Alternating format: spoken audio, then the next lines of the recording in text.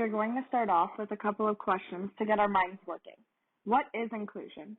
Who are Indigenous peoples? What could be some issues that Indigenous people are facing? How can education be conceptualized to include Indigenous ways of knowing? And lastly, why should we care? Inclusion is a basic right of everyone, and its objective should be to embrace everyone, regardless of race, age, gender, disability, religious and cultural beliefs, and sexual orientation. When we have true inclusion, it is when we have removed all barriers, discrimination, and intolerance.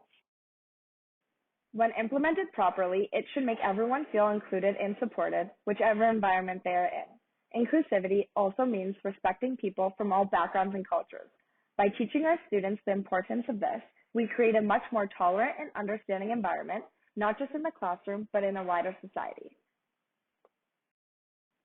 In the last decades, Indigenous peoples have suffered from the consequences of some of the most destructive aspects of our development. They have been separated from their traditional lands and ways of life, deprived of their means of livelihood, and forced to fit into societies in which they feel like aliens. I truly believe that the real change is in front of our eyes. Right now, starving for the truth, it's time to feed our nation. We have to lead the way for our future generations. Indigenous education allows us to think critically about schooling success beyond test scores and standardized curriculum. It is a chance for those concerned with education to engage in conversations around what is important for the holistic development of our children, youth, and world. It forms a crucial perspective on the world that will help everyone understand the world and the human experience better.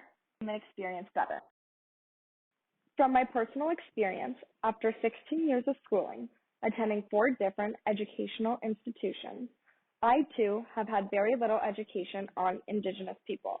I still would have no idea if it wasn't for the single class offered as an elective, Indigenous education in the classroom. Stripping Indigenous peoples of their languages was a deliberate policy of the residential school system, and despite a Truth and Reconciliation Commission, there is yet to be any action to reverse this damage.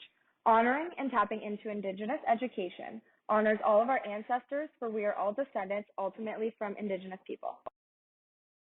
However, it is important to consider that language is more than just a tool. It conveys culture and history, and it can connect or divide generations of people.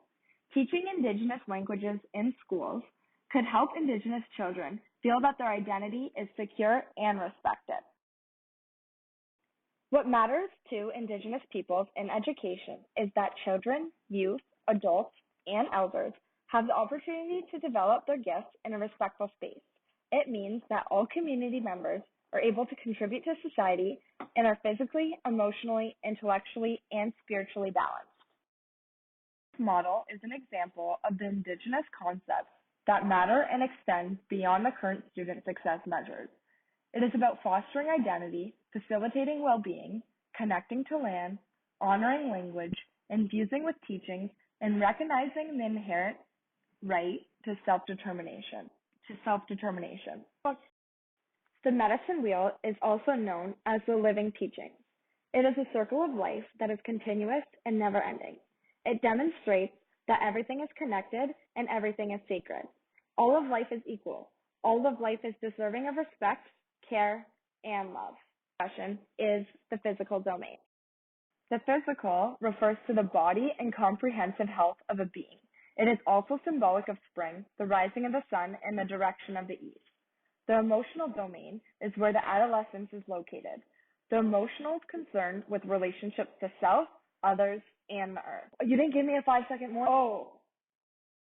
The intellectual is based in the natural curiosity and love for learning.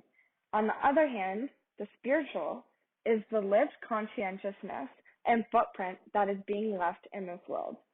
Each domain reflects aspects of a human being that makes them whole. The domains in the medicine wheel are represented by a direction. The east is represented by the physical. The south is the emotional. The west is the intellectual, and the north is the spiritual. Balance in each is key. Disrupt the balance, and each area of life is affected, including the history and culture of Indigenous people in the education system, affirms how important their contributions have been to society as a whole, acknowledging and building understanding of the generational impacts and their communities is very important in helping build respectful relations with Indigenous communities. The four domains have particular focuses that complement Indigenous worldviews. The notions of holism, engagement, diversity, action, and respect are reflected throughout. The proposed competencies and skills are also Indigenous compatible in terms of expanding current measurable outcomes beyond literacy, numeracy, and standardized curriculum. The needs of the whole student is the base consideration in Indigenous description of education, and the guiding principles in Indigenous conception of student achievement. What matters to Indigenous peoples is that each member of the community is nurtured and challenged in respectful ways. This form of teaching learning is done through the honoring of culture. It is critical to understand that in our current school system, this vision is affected by four particular interconnecting forces. First is the classroom environment. Next is the school itself. Third is the community. And lastly is the state of the art. As you can see, Indigenous education has the ability to go far beyond the curriculum. We need to move beyond just considering the achievement in schooling and look at the real implications and lived outcomes, including Indigenous education, that will allow us to move far beyond the barriers.